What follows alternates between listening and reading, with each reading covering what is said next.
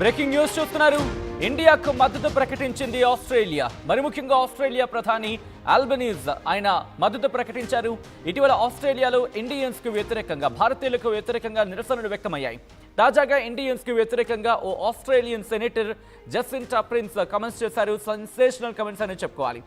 Senator జెసింటా prince comments పై ప్రధాని ఆల్బనీజ్ ఆగ్రహాన్ని వ్యక్తం చేశారు.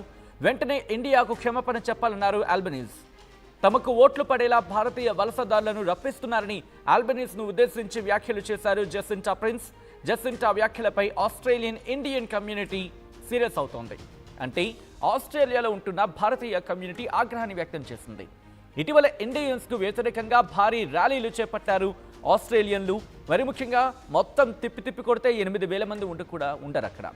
ప్రస్తుతం ఆస్ట్రేలియాలో దాదాపు 9 లక్షల మంది భారతీయులు ఉన్నారు.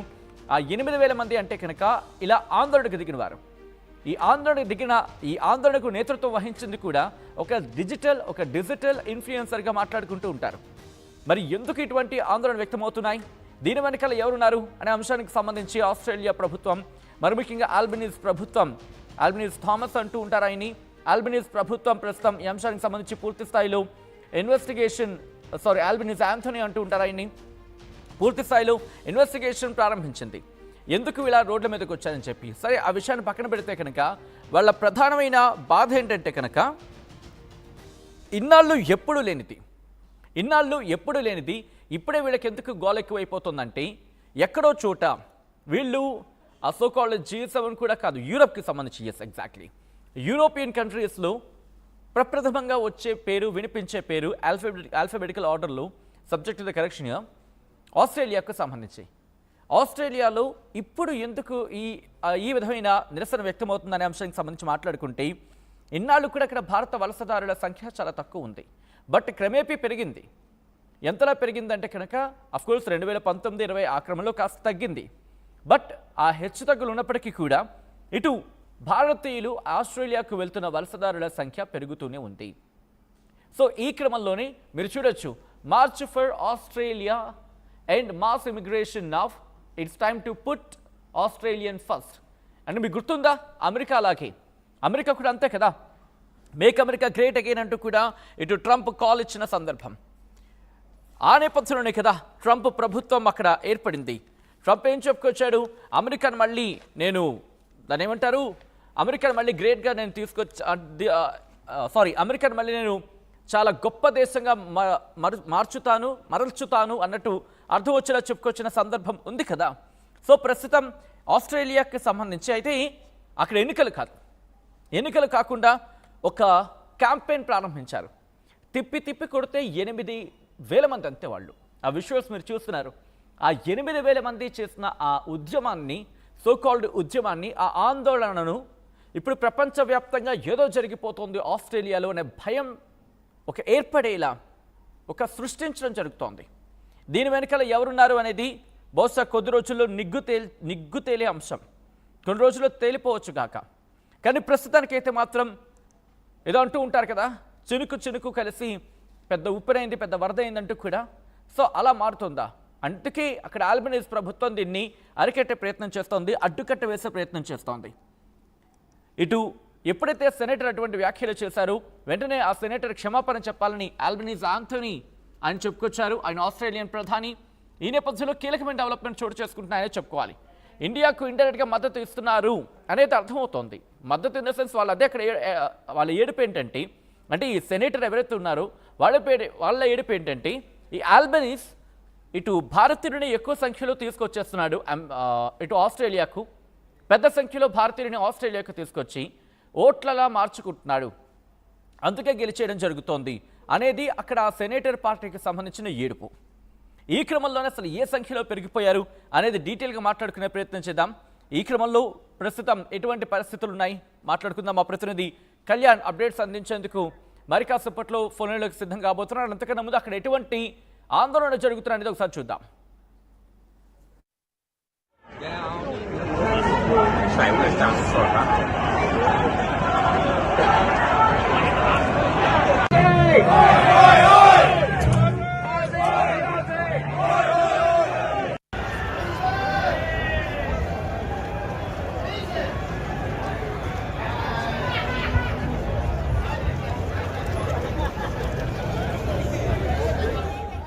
చూసారుగా అక్కడ ఆందోళన ఏ స్థాయిలో ఉంది అనేది.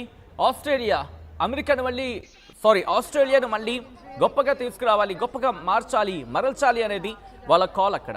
సో ఈ నేపథ్యంలో ఇటు ఆస్ట్రేలియా ప్రధాని ఆల్బనీస్ రియాక్ట్ అయ్యారు.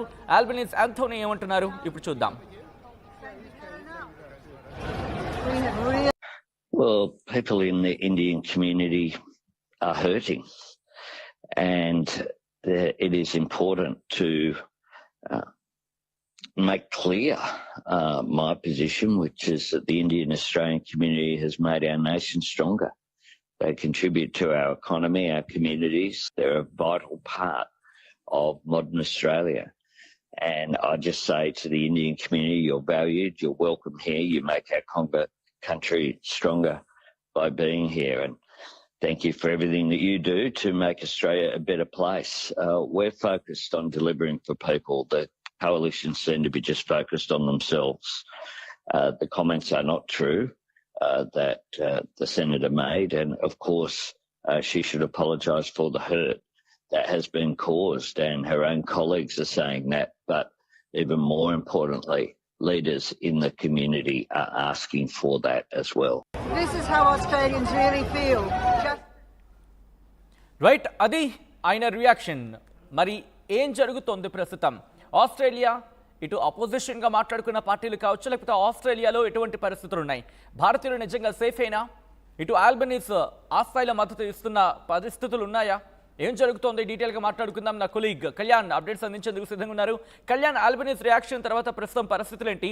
ఆస్ట్రేలియాలో ప్రస్తుతం ఈ ఇష్యూ సమసిపోయినట్టేనా?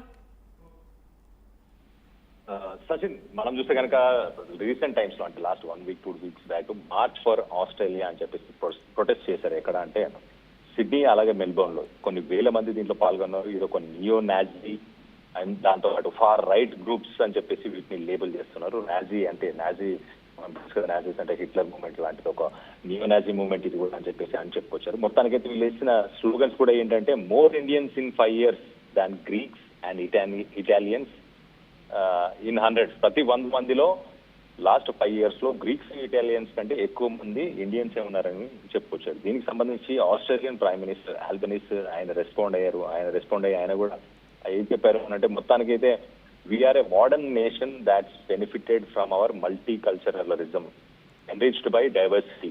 మనం ఒక మోడర్న్ నేషన్, ఇలా వివిధ దేశాల నుంచి వీళ్ళందరూ ఉన్నారు కాబట్టి మనం డెవలప్ అయ్యాం, మనం బెనిఫిట్ అయ్యామని చెప్పేసి ఆయన చాలా క్లియర్ గా ఒక పాయింట్ ని చెప్పుకొచ్చారు. దాంతోపాటు నియో నాజీస్ వీళ్ళందరికీ ఒక ప్లాట్ఫామ్ ర్యాలీ చేసుకోవడానికి దొరికింది.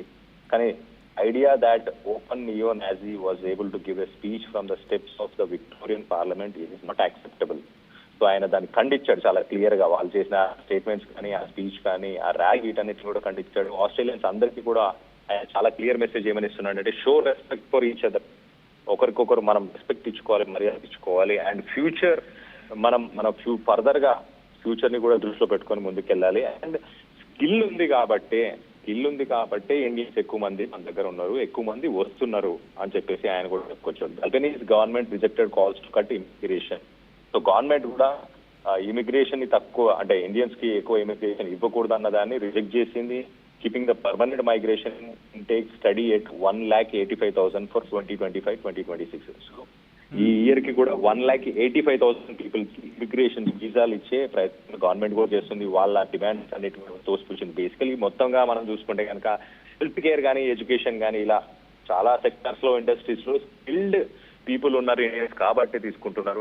మనం ఇంకొక పాయింట్ కూడా గుర్తు చేసుకోవాల్సింది ఏంటంటే సచిన్, 50 సంవత్సరాల కింద ఈ తెల్ల తోలం వాళ్ళందరూ కూడా బ్రిటిష్ నుంచి వచ్చిన వాళ్ళు. బ్రిటిష్ షిప్ అనేది 1788లో ఫస్ట్ టైం అసలు ఆస్ట్రేలియాకి ల్యాండ్ అయింది. వీళ్ళందరూ కూడా మైగ్రెంట్స్ అని చెప్పుకోవాలని ఒక రకంగా. సో వీళ్ళు మైగ్రెంట్స్ గా ఉండి ఒక 200 దాటిన తర్వాత, 200 సంవత్సరాలు దాటిన తర్వాత ఇదంతా మాదే అంటున్నారు. అసలు యాక్చువల్ గా లోకల్స్ ఎవరు?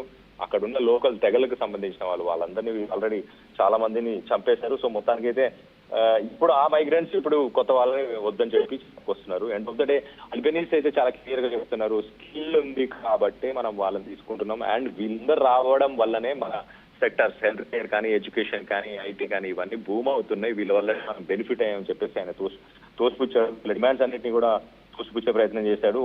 మనం చెప్తే మేక్ అమెరికా ఫస్ట్ అని చెప్పేసి ఏదైతే ట్రంప్ ఒక స్లోగన్ తీసుకొచ్చాడో దాన్నే రెప్లికేట్ చేస్తున్నారు ఇక్కడ మార్చ్ ఫర్ ఆస్ట్రేలియా. సో అక్కడ మేక్ అమెరికా ఫస్ట్ అన్నప్పుడు ఇక్కడ మార్చ్ ఫర్ ఆస్ట్రేలియా కోసం ఇది చేయండి అని చెప్పి అంటున్నారు.